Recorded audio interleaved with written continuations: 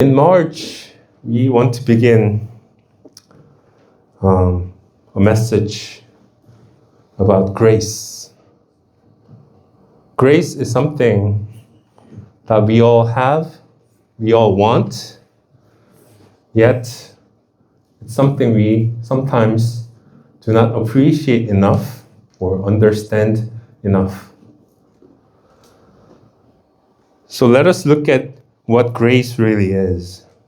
And we will begin with no other than one of the most important figures in all of history, not just the Bible. Yes, Abraham. We will look at Abraham and his journey. And the quote that says underneath, it says, faith means trusting God even when you can't see the whole plan.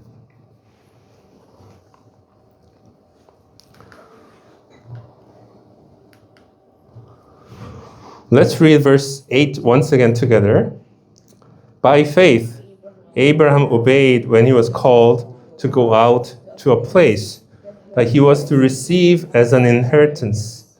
And he went out, not knowing where he was going. Amen.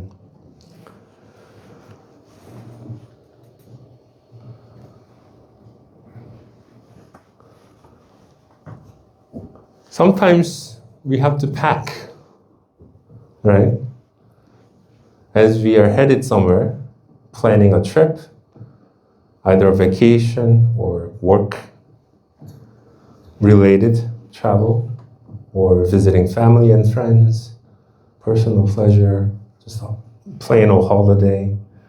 Can be many different reasons, but we all do travel sometimes. And we pack different things according to many things that would require us. Things like extra clothing, toiletries, right?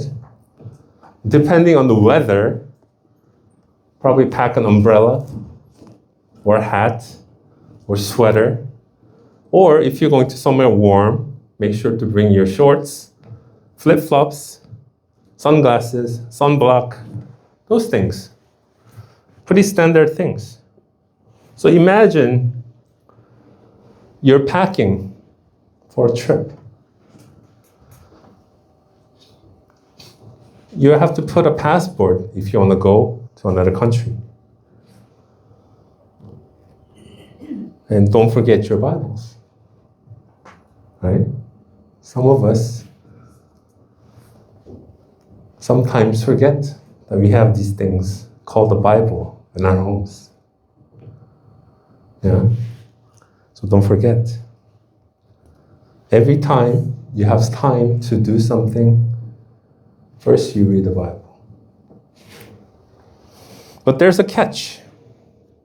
Imagine you have not booked a returning ticket. It's a one-way trip. Have you ever had those? I think some of us can relate because a lot of us haven't really come from this place, right? We left our homes and we packed for a long travel. And sometimes we booked a one-way ticket.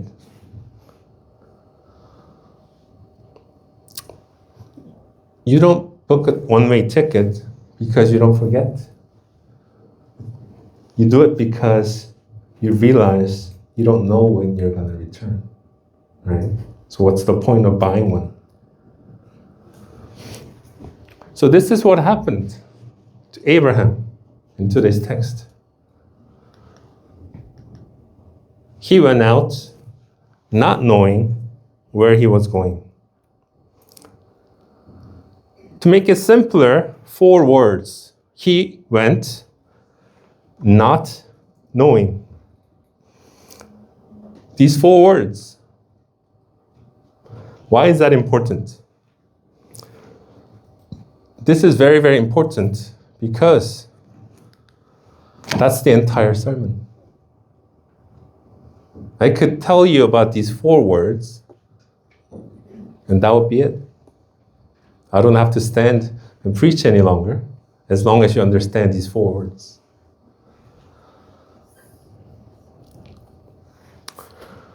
Hebrews is a very interesting book.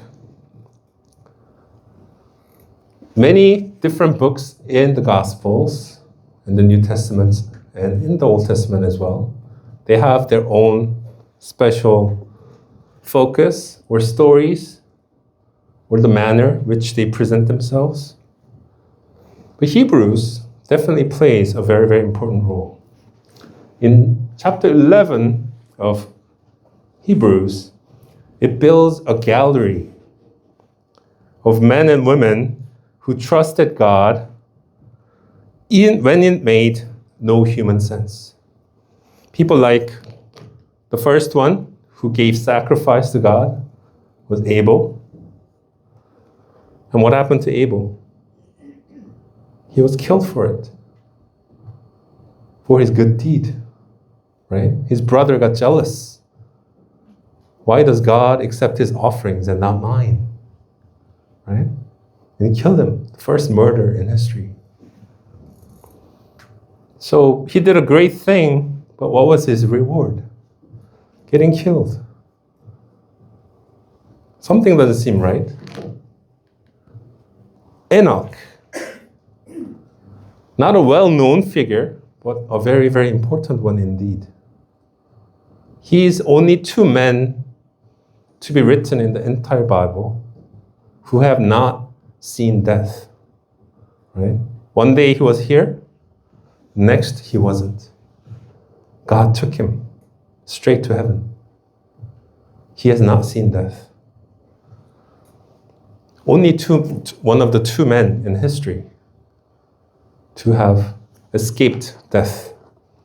Very interesting, but well, he's still very not known because the Bible doesn't explain a lot about him. It just said he was a man of great faith, and he lived so and so, and he gave birth to so and he lived in faith, and one day God took him to heaven. That's what it says. Another important figure in chapter 11 is, of course, Noah. We all know Noah's story very well. But sometimes it's very difficult for us to grasp what is happening. And I don't know if you ever seen the movie with Russell Crowe called Noah, obviously. If you haven't seen it, I would suggest that you be very, very careful because a lot of it is not biblical. It adds a lot of fantasy, a lot of extra biblical stuff like human imagination, and a lot of legends, a lot of stories untold in the Bible to make the story fuller, I guess. So parts of the story is true, but many part of the movie is fabricated, right? And they present very dangerous ideas. So if you want to watch it, study before what to look for. Don't go blindly watching it and be like, whoa, that's what happened in the Bible? No. But I did watch it just out of curiosity and for educational purposes, of course. And there were parts that I understood were from the Bible, and parts, obviously, a lot of it, more than 70%, is fabricated. But the important thing is that I never really saw what it would have been like for Noah to build an ark by himself. And do you guys know how long it took Noah to build an ark? 10 years? 50 years? Louder? You could be wrong. It's okay. 말씀해보세요. 괜찮아요. 120. Yeah, close to 110 years. It took an entire lifetime. He never complained, while everyone mocked him, ridiculed him, right? Said he was crazy. And his family was obviously ostracized. Nobody wanted to talk to them because they're the crazy family, right? Building an ark in the middle of the mountain out of nowhere, right? Not for like a hobby, but like as if their life depended on it. How was he able to do that? And then we come to, of course, Abraham.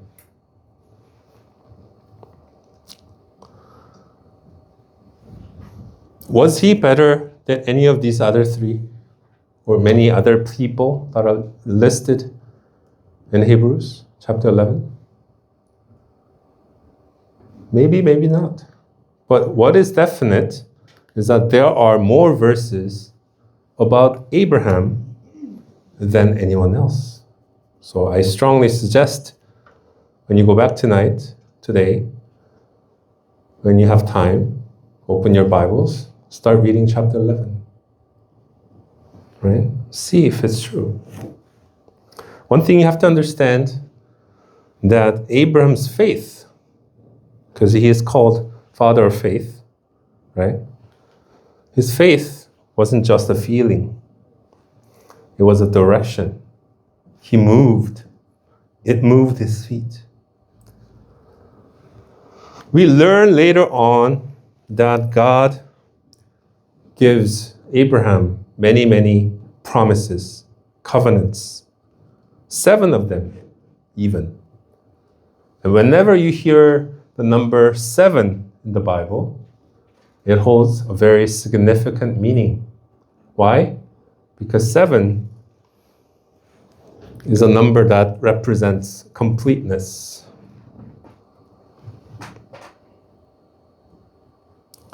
So it's not a vague nudge, like a suggestion. It was a complete covenant. Like, I will bless you.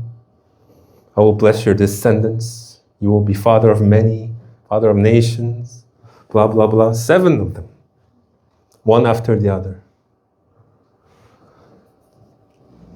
And obviously, what was his response? Complete obedience. But did he understand any of it at the time? No. I mean, he was blessed. He lived a very wealthy life. But that was even before God called him. Abraham was already wealthy. He was very well off, famous even. So many blessings, maybe Abraham understood a little bit. Maybe he's going to make me more richer, right? Because he knows of it. But father of the nations and many descendants like the stars in the sky and the sands on the beach. And whoa, I don't even have a kid. And I'm like already 100 years old, right? Abraham had zero knowledge. Zero knowledge. But he worked entirely upon the promise. So we need to look at 3 dimensions of the faith of Abraham. The first one, faith hears before seeing. Second one, faith goes before knowing. Number 3, faith grows through the journey. So let's look at the first dimension of Abraham's faith. Faith hears before seeing. It says that by faith, Abraham obeyed when he was called. So he was called and he obeyed. Right? It didn't say he was called and then he investigated. And he confirmed. And then he obeyed. Or if it was for many of us, we would have been like, are you sure, God? Are you sure that's what you're asking me? Okay, let me go prepare, pack my things, get my things in order, right? Gather my family, talk to them about it. And when they say, oh, it's okay, then I'll come back and let you know, right? Wouldn't that be our honest answer or response? Or you can say, God, where are you taking me? What is your plan? I want to know.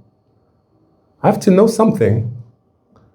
I can't just move blindly, right? So give me something to go on.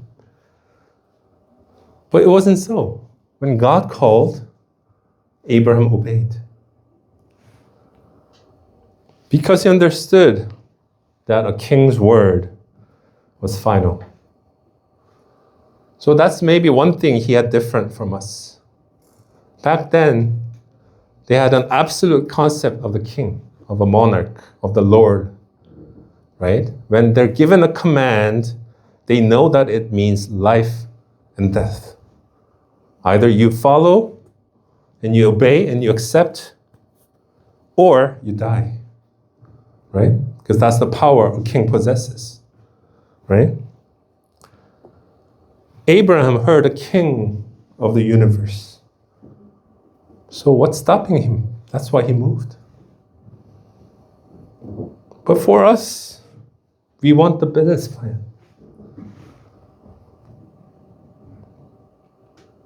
Faith, in our present terms, is the packing of the baggage when you don't know the destination. You're not going to know if it's going to be hot or cold, right? Going far or close. For how long? No idea. Right? To where? No idea. No maps, no GPS, no navigation. None of those things.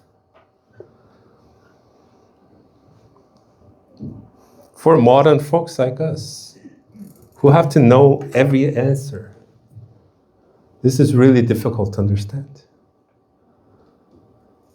What do people hate the most these days? If you think about it, it's not knowing. We're so used to getting answers now, are we not? Before it was Google or Naver, depending on what you used. Even before then, there was encyclopedias, right? A lot of textbooks. Now it's AI. We even chat with them and ask questions. They will give you an answer instantaneously. Anything and everything that we have no idea or confused about, or if wondering, you have to know the answer.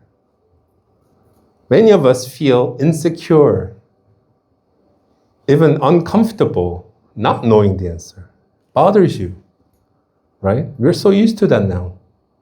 Answer right now, right? But it wasn't like that for Abraham. He didn't have to know the answer. Why do you think so? Well, we'll talk about that in a bit. This brings us the question, where haven't you moved yet? Where haven't you moved yet? Where is God calling you that you haven't moved? Because you're waiting for more information. What does that mean? Maybe God has called you to do something or go somewhere or be with somebody, right? And you haven't answered him because you're not sure, or you feel uncomfortable, or you just don't want to do it, or you just want to know more, be sure, 100% sure. What would it look like to take one step in obedience today before the whole picture is clear? That's something to talk about, think about. Dimension 2, faith goes before knowing. It says that he went out, Abraham, not knowing where he was going. You can tell from the picture, and I'm pretty sure AI did a decent job, but it could have been a lot better. But Abraham lived in a place called Haran, a city in a place called Ur of the Chaldeans. 갈대아 우르에 있는 하란이라는 데 살았는데요. Think of it like it's like the New York City of that time, right? Many temples, many people, great commerce, strong army, great culture. Anything and everything you can think of that time, it was there. And he lived in the center of it. Imagine moving to a city like New York City, or I looked it up, AI told me, I'm not sure if it's true, but I heard one of the most expensive cities in the Philippines is Quezon City. Is that right? Or am I saying it right? It's Makati. Yeah, Maccabi and the Quezon and all that. Yeah, all in Manila, I think. So centralized in the capital. But then I asked where the poorest areas are. And places like Tondo, they're also in Manila. So the highest, wealthiest cities are there, where the lowest, poorest cities are side by side. I thought that was very interesting. But imagine having to live in the wealthier city, all of a sudden having to move to the poorer cities. What would that look like? That's what he did. He left his mansion. As I told you, he was very wealthy, right? His father was a very successful craftsman. And, it's no secret that he made trinkets for idol worshiping. So he made a lot of money doing the wrong thing, doing an evil thing, but he was wealthy. And by default, Abraham was wealthy as well. And he lived a comfortable life. But he left all the family and friends, all the comfort that he has known, security, culture, everything he could see for everything he couldn't. This is very, very difficult thing. And this is the one step that changed everything. A famous theologian named Karl Barth said this quote, "Abraham's obedience was the beginning of the history of salvation."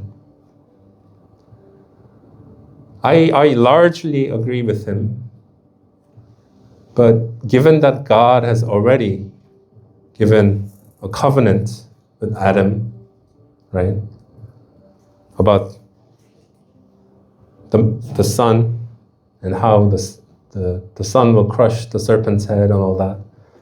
That was already given before time of Abraham, but this is when it actually began. That is true.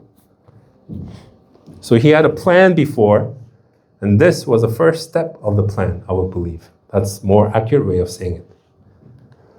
So with Abraham, with his faithful step of obedience, comes Isaac, the promised child, right? Promise that was fulfilled, covenant that was fulfilled. And then comes Jacob, talking about birthright and the covenant line.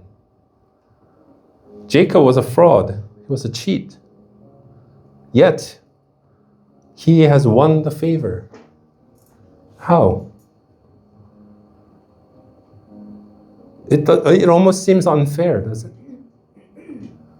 But why did it work like that? Because it is telling us it's not about how you were born. Just because you were born into a Christian family, for example, or just because you go to church and you have been here for a while, it doesn't mean the salvation and grace is yours automatically. No, the Bible clearly says the latter will become the former, and the former will become the latter, and so on. The first will be last, last will be first, right? What that means is salvation, although is given freely to everyone, it's not yours like natural birthright. It is not. You have to take it when it's given. Important lesson. And of course, that leads to the 12 tribes. And the nation is formed just as God promised, right? The son of the son of the son, and the sons and the sons, right? Eventually forming a whole nation. So your faith, your step in faith, it matters. It's important. You may not know the full scope. You may not know the whole picture. You may not know the whole story, not the whole plan, but he does, right? Abraham had no clue what he was about to do. But why did he do it? Because he obeyed the king first, but secondly, and more importantly, he trusted God. He trusted God that God would not lead him astray. That God had a purpose and a reason for that command. And he trusted God.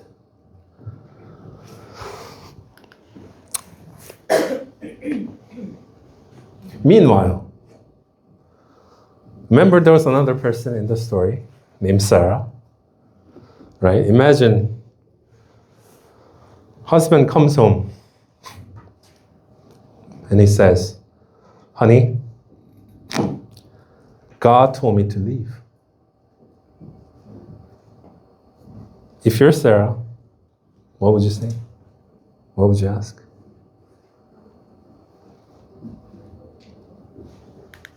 Where are we going? I don't know. That's the answer. When will we get there? What should I pack? What should I bring? How long are we going to go? I don't know. Well, how long is going to be the trip? Do I have to bring my whole wardrobe or some of it? How long will it take? I don't know. If your partner came home and told you this, what would your reaction be? Scared, angry, confused, thinking, whoa, is he drunk? Or is he on something? Is he crazy? What is going on? Right? But amazingly, as it says, and yet, she followed. The Bible does not mention them quarreling or fighting or bickering. She was 65 years old when she was called. Abraham was 75. Faith, sometimes often, a family adventure. Do it with your family. That's where the blessing lies. Dimension 3, third point, faith grows through the journey. Abraham lived in tents. He lived as a foreigner, a resident alien. Many of us in this room know exactly how that's like. Being a foreigner, being a resident alien, being a stranger, right? Getting used to the place, but never fully being truly accepted, right? Let's be honest. Korean people are kind and they're nice, but you will never fit in 100%, will you? There always will be a gap. There always will be certain misunderstandings. There always will be certain discomforts. That's just the facts, right? So maybe this story of Abraham leaving his home and his family to an unknown place, maybe it hits you harder.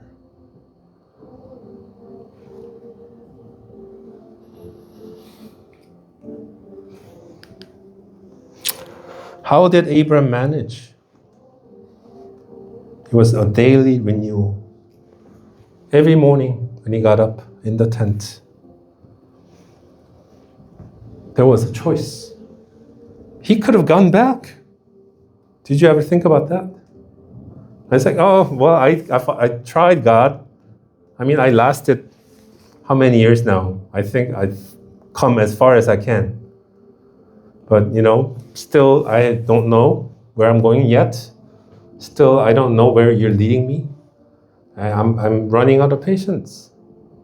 Right? I think I gave you enough time and effort. So if you don't give me something, Lord, I'm just going to turn back.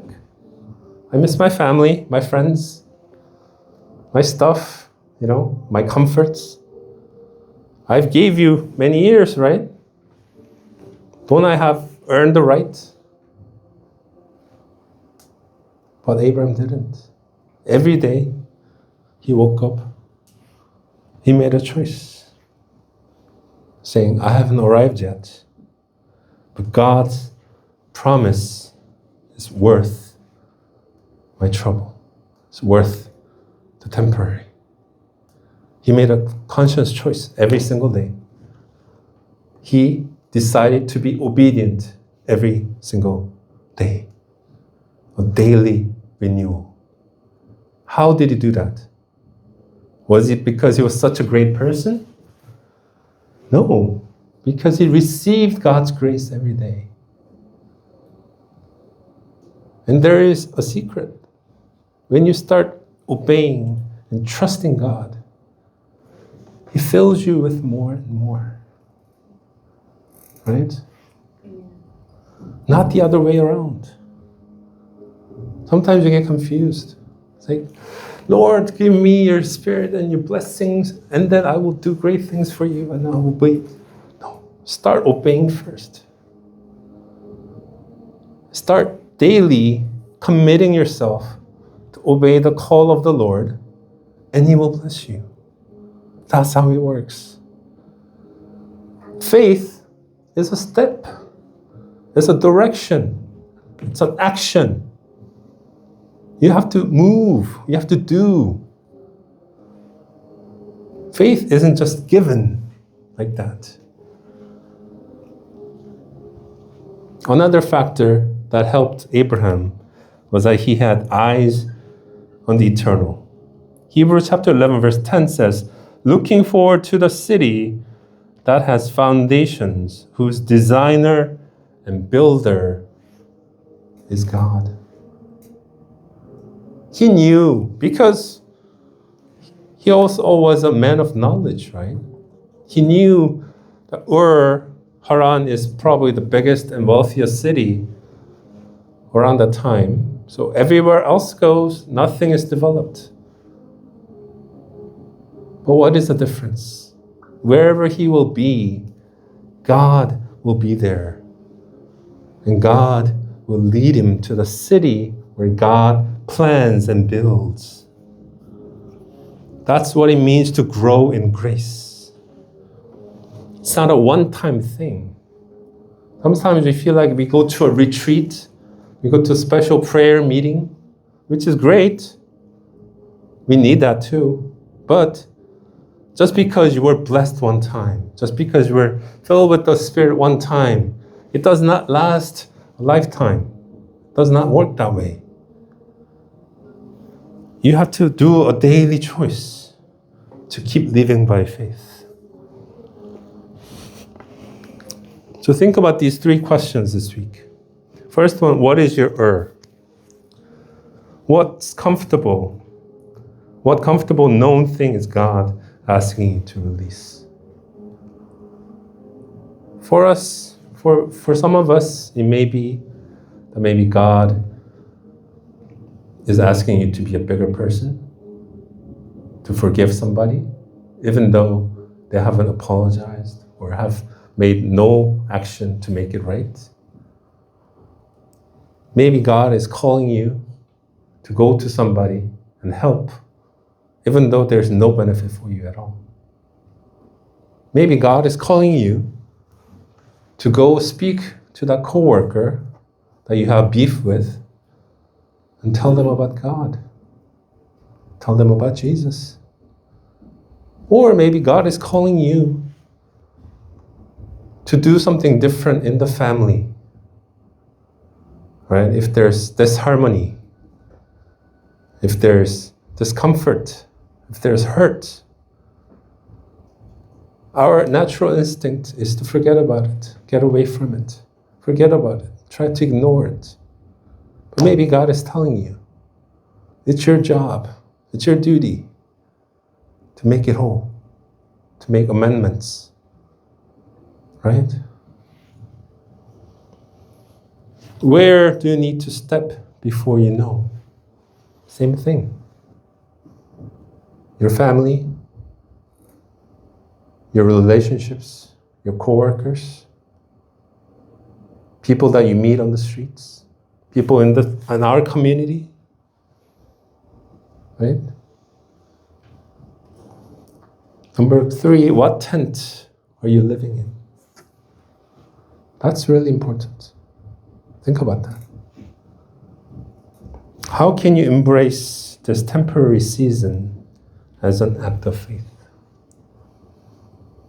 I'm sure many of us in this room moved from our homeland, decided to make the choice and the journey to come live in Korea or visit Korea, whatever the case might be,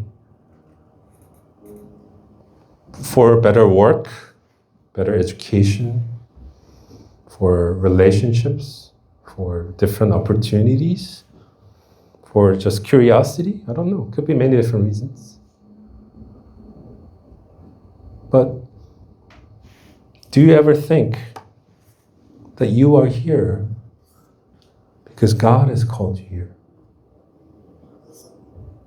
It could have been one of your reasons. It could have been that it was your choice, it seems like almost, to make that decision to come.